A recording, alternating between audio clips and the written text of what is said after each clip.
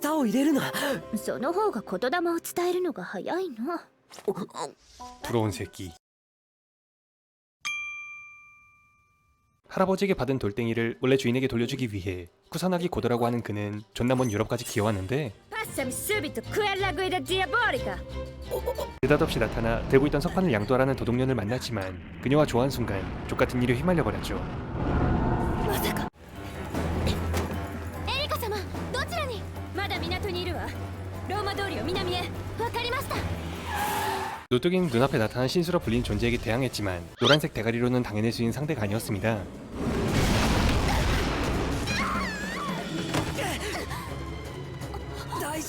노뚜기는 고도의 도움을 받아 무사히 도망칠 수 있었고 다시 만날 신수와의 싸움에 대비해 그에게 석판에 대한 것을 이야기해주게 되는데요.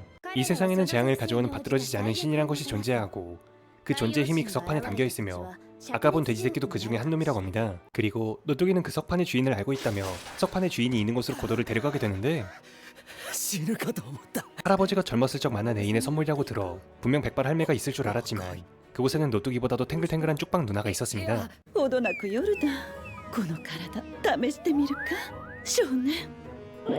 사실 쪽방이는 사람이 아니었고 석판을 신의 뜻이라며 전 남친의 손자인 고도에게 돌려주는데 彼は魔術に関しては素人。こんなものに渡しても。 하는 수 없이 노뚜기는 석판을 가진 그를 그냥 돌려보낼 수 없었기 때문에 자신의 집에서 선임으로 대접해주게 되는데 だからさっきも言ったけど、それは俺じゃない。 고도에게 대접해주는 것은 의식주뿐만은 아니었나 봅니다. アリアンナ、背中。あ、早く。 빙신 고자새끼. なんでこれ開かないの？頑張れよ少年。お前もまた一郎と同じ才がある。女たらしのな。 그리고 다음날 아침 이번에는 SM을 조지려나 본데요. 何？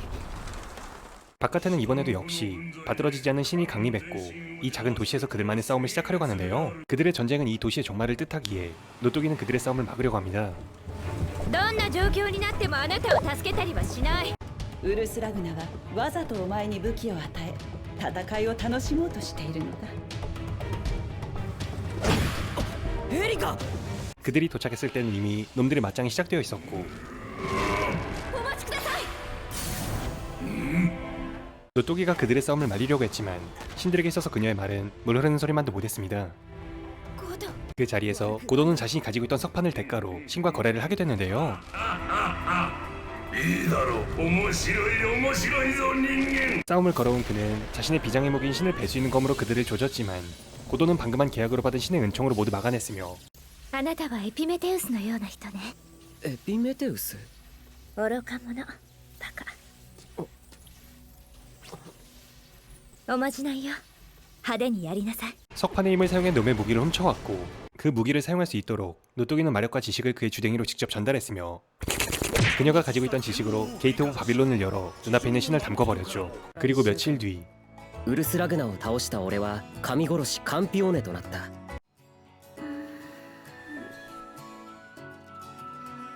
ねえゴド、カプチーノお願い。 노뚜기가 반했다며 고도의 일상을 바꾸기 시작합니다. とてもそうは見えないけど。本当だ、信じてくれ静香。これは罠だ。心を無に、そう無に。でもその前に少しだけ。そういや転校生の話聞いたか？興味ない。今日来るらしいぜ。イタリア人ですげえ美人でなんか貴族の出とかいう。 노뚜기는 신을 죽인 자, 갑자기 왕이 된 그가 존나 혼란스러워하는 틈을 노려 프락스를 조지고 있었습니다. 何って決まってるでしょ。これから日本にしばらくいるんですもの。そうそう、マンションも借りたわ。後で案内するわね。 계속되는 노뚜기의 개소리에 고도는 그녀의 손을 잡고 밖으로 나갔는데 だからそういう。 넌 누구냐? 하지만 갈뚜기는 고도를 데리고 어디론가 향하는데 사실 무녀였던 갈뚜기는 고도에게 전할 말이 있었기 때문에 고도에게 마법을 사용한 것이었습니다. お教えしておこうかと思いまして、エリカ・ブランデッリと赤道黒十字のこと。 그의 말로는 노뚜기 같은 마법사들은 대부분 특정 세력에 붙어있다고 하는데 노뚜기 또한 자신의 세력에 의해 움직이고 있으며 캄피온의 힘을 자신의 세력으로 끌어들이기 위해 자신에게 빵댕이를 흔들며 미인계를 사용하고 있을지도 모른다는 이야기였습니다. どうしてここにいる？し合う二人だもの。 그래서 고도는 노뚜기의 마음이 진짜인지 확인하기 위해 오늘 밤 시원하게 조져볼 생각에 노뚜기가 해명하겠다며 고도를 이탈리아에 있는 자신의 세력 본거지로 데려옵니다. 그리고 틀딱갈배 셋을 소개해주며 갑자기 맞짱을 조지자는데요. ああなたの力がどの程度のものかをね。力を見るだけで真剣使うやつがどこにいるんだよ。仕方ないでしょ。あなたの力を引き出すには本気の戦いが必要なのだ。 고도는 이제 막 한 피오네가 된 것 치고는 마법사에게 잘 대응하며 싸웠고 大鳥の力です。この他にもまだ8つ 최강의 마법사라고 불리는 노뚜기를 쓰러뜨리는 데 성공합니다. 手加減なんてできないからな。どうにかして逃げろよ。 물론 물리적으로 말이죠. あまり美しくはないけど一応合格よ。 그리고 이 싸움에서 고도는 자신의 힘은 노뚜기의 지식과 마력이 있어야 완전할 수 있다는 것을 깨닫고 그녀가 명령 때문에 주댕이를 내밀거나 빵댕이를 흔드는 쌍년이 아니란 것을 알게 됩니다. 그렇게 노뚜기에 대한 오해를 풀고 다시 일본으로 돌아왔지만 고도는 아직 그녀에게 엑스칼리버를 뽑을 마음이 없어 보이는데요. 아직 임자가 없었던 고도를 갈두기년이 선수를 치기 위해 슴댕이를 흔든 갈두기는 심각한 얼굴로 고도에게 몇 가지 질문을 하게 됩니다. 草薙さんがゴルゴネイオンを日本に持ち込んだという情報があるので確かめてほしいって。石でできているところからすると重さはきっとそうこのくらい。 그 돌은 얼마 전에 노뚜기가 외국에 나갔을 때 가져온 것이었지만 그는 그것이 재앙을 불러올 물건인지 모르고 있었습니다. 私はただ新たな王草薙五道にこの状況を託した。それだけよ。そんな無責任な。 그 돌은 옛 여신을 마인으로 바꿀 수 있는 능력이 있었고 마력으로 보호받고 있었기 때문에 파괴도 불가능하기에 노뚜기는 그 돌을 고도에게 맡긴 것이었습니다. 그리고 그 여신이 그 돌을 찾으러 근처까지 왔다는 갈두기의 예언에 그들은 돌을 갈두기에게 맡기고 존나게 튀었죠. 하지만 돌냄새 맡은 절벽 롤이 여신이 그들 앞에 빨딱 섰습니다. それでゴルゴネイオンは 그리고 이번에도 역시 맞짱은 피할 수 없었는데요. 何 니들 싸우는 거 아니었냐? 암튼 존나 부럽네. 뭐 설정상 죽음의 얼령을 사용했다는데 얘는 싸울 때마다 물고 빨고 난리도 아니네요. 뭐 아무튼 노뚜기는 뒤져버린 고도를 들쳐업고 어떻게든 도망칠 수 있었는데 そうか、また死んでたのか。 자신이 가지고 있던 능력 중 하나 개같이 부활을 사용해 뒤졌음에도 살아날 수 있었습니다. 그리고 여신연에게 다시 대항하기 위해 이번에 또 마력과 여신에 대한 방대한 정보를 삽입하는데 舌を入れるな。その方が言霊を伝えるのが早いの。 부러운 새끼. これは動き出したのか、アテナが。 그렇게 그들은 여신년이 있는 곳으로 향하는데 걱정인 것은 돌을 지키고 있던 갈두기였습니다. よく聞いてくれ。もし危なくなったら俺の名を呼んでほしい。俺のことを強く考えて。そうすれば必ずそっちに行けるはずなんだ。 자 이제 플래그도 세웠겠다. 털려야겠죠? 草薙さん来てください。草薙さん。 응 안 오쥬? 古の蛇ようやく見つけた。 그리고 돌을 처먹은 절벽 로리는 쭉방 로리로 탈바꿈하는데 おお、この力まだうまく御せぬようだ。 밑밥가네. 必ず行くから俺を信じて呼んでくれ。強く考えて。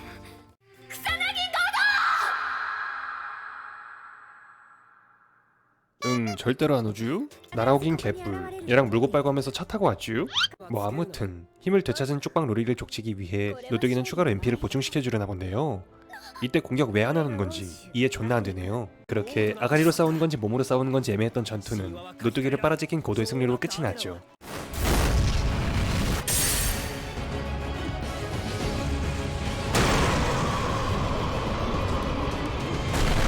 배에 빵꾸가 난 쪽방 로리는 다시 절벽 로리로 떡락했고 이제 고독에 쳐맞아 뒤진 것만 남았는데요. 早くこの国から出て行けよ。草薙五道この胸にその名刻みつけておく。 너 가슴 없잖아. 알고 보니 노뚜기는 로리나의 힘을 꿀꺽하기 위해 다른 캄페온에 검은 일본으로 그 돌멩이를 가져와 그들이 싸우도록 유도한 것이었지만 막판에 고도가 그녀를 도와주는 트롤짓을 해버린 탓에 죽서서 개좋네요. 뭐 아무튼 그들의 전투를 지켜본 갈두기는 노뚜기와 세력은 달랐지만 시도 때도 없이 물고 빨아찍히는 그들을 감시하겠다며 들러붙기 시작하는데 おい。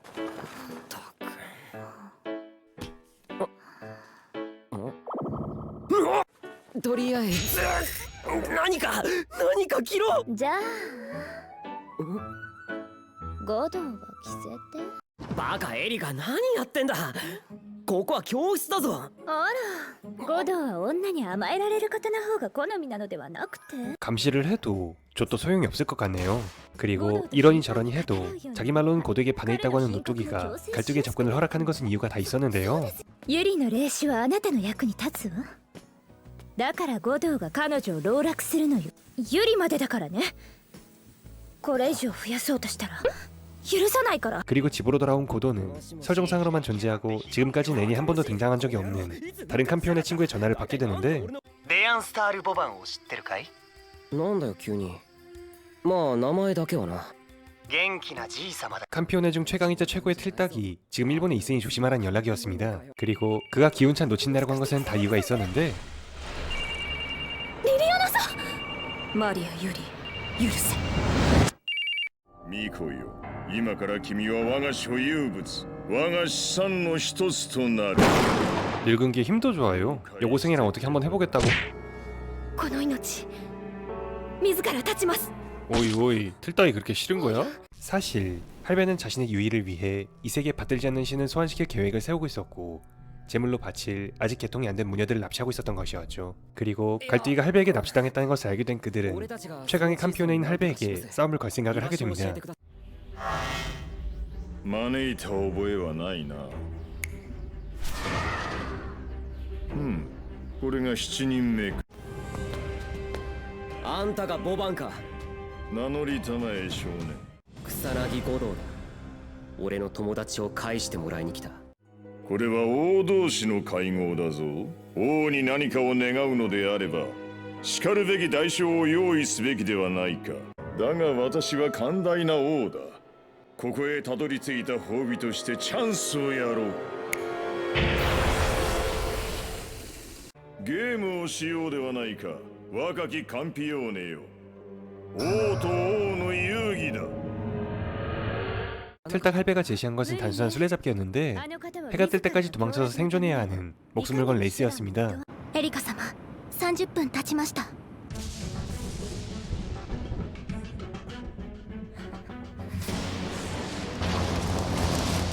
エリカ様そろそろきついです。どこか広い場所で降ろしてちょうだい。小僧、私に押しつぶされる覚悟はできておるか。 嵐とともに登場とは演出過剰じゃないか。 그리고 시작되는 캄피온 애들의 맞짱. 太陽、天の炎だと。俊足にして霊妙なる馬よ。汝の主たる降臨を解く運べ。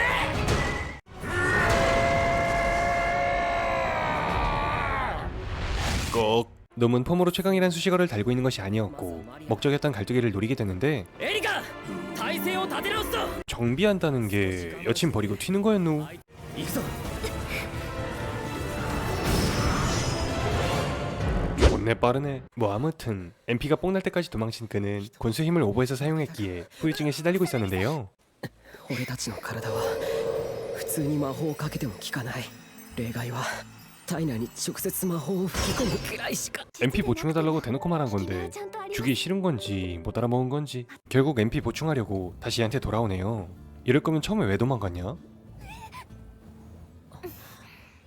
뭐 아무튼 빵빵해진 MP로 다시 놈과 맞짱을 시작하는데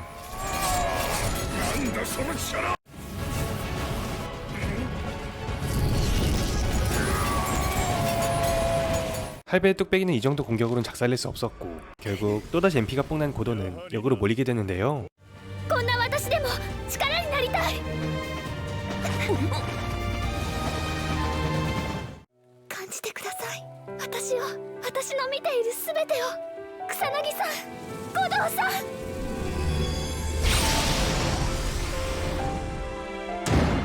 괜히 아끼고 있던 게 아니었네요. 미개봉 새 상품의 힘은 대단했고 이번에는 고도가 할배를 조진 듯해 보였는데 まだだ。オシリスは完全には。これは王と王の戦いなのだぞ。小娘どもが邪魔をするでない。 할배가 고도에게 막타를 조지려던 그때 해가 뜨면 승자 없는 이 게임은 끝이 나게 되죠. 草薙五道よ、貴様に勝利をくれてやる。どうしたエリカ。まさかお前も。あらいいじゃない。ユリだって私の目の前でゴドウとキスしてくれたわけだし。 이 애니는 판타지 액션물을 등장한 하렘 뽕빨 애니입니다. 작화, 연출, 스토리 개인적으로는 그 무엇 하나도 괜찮다 싶은 것이 없었고 오로지 물고 빠는 게 전부였으며 전투 장면에서는 액션보다 오글거린 해설이 더 많아 컨셉에 충실한 것은 전해졌지만 재미는 좆도 없었습니다. 그리고 하렘 뽕빨이었지만 여주인공들의 개성이 너무 평범했고 수위도 키스 정도에서 끝나는 것이 대부분이었으며 진행되는 레파토리도 다 비슷했기에 다 보고 나서는 쓰레기 애니까진 아니어도 수준 낮은 양산형 애니 정도로 느껴졌습니다.